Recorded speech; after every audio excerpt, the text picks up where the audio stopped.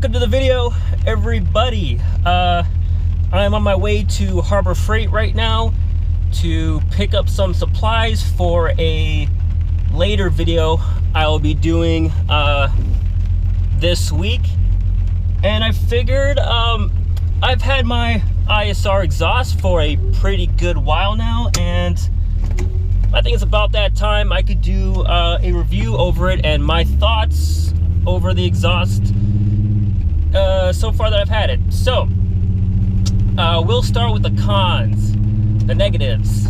First off, there have been people that have complained about fitment issues. Now, I did not have any fitment issues. It all bolted up good, didn't hit anything. People have said that the resonator would make contact with the middle brace. That's it's not the W brace, it's the brace that's in the middle of the car. I forgot what it's called, but if you look under the car, you'll know what I'm talking about. People said that the resonator would make contact with that. People have also said that it has touched their drive shaft. Now, personally, I think majority of that was user error, user mistake, because from my experience with my exhaust, it all fit perfect. Now, yes, it's a super tight fit, and I mean it's tight, but it fit and it doesn't hit anything. And I think with just the adjustment of the hangers and the hanger bushings and all that, you could get it perfect and sitting how you like. Second con, in my experience with my exhaust, my flanges on the exhaust flanges, they didn't line up properly. No matter how tight I got them, even using double gaskets on them, they still leaked. And I talked to other people that had actually bought the exhaust, you know, around the same time that I did, and they didn't have any issues. So I just must have got the bad one out of the batch. I must have been the lucky one, but they didn't have any issues with exhaust leaks. So instead, I just had everything welded up, and I'm using V-bands now, which honestly, for any exhaust, I would really recommend doing that anyway. It just makes it taking on and off so much easier, and you don't have to worry about leaks. So that was with my experience. I had problems with my flanges lining up. If you buy the exhaust, you might not run into that. I think just somehow I was the lucky one that got the bat. I don't know. So that's my experience with that. Another con, let's see. I guess with maybe me being a little picky, but this is the same with, I think, all of the VQ exhausts, like single exits. It sits a little too far in. I don't know if it's the same for the Z's, but I know for my G35, the exhausts tend to sit very sunken in. I guess just me being picky, I didn't like that, so I had my exhaust extended out to where the tip of the muffler is now even with my bumper, and I love the look of it. So I guess me being picky, I don't know how it is on the Z's. I think the Z's, they fit good, but on the G35, since you have to use an 8-inch extension, the exhaust kind of sits a little in, and just me being picky, I didn't really like that. So the pros, good things.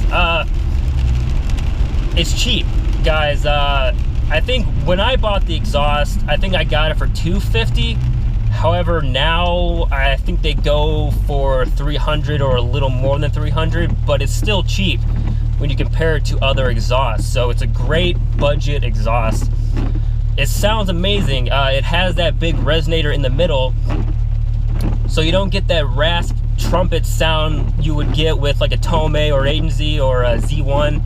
Those type of exhausts that have the muffler but don't have a resonator, it's deep. Like if you put it on your stock exhaust, you know, with like stock catalytic converters, stock exhaust manifolds, your car is gonna sound great. It's gonna be deep, no rasp at all.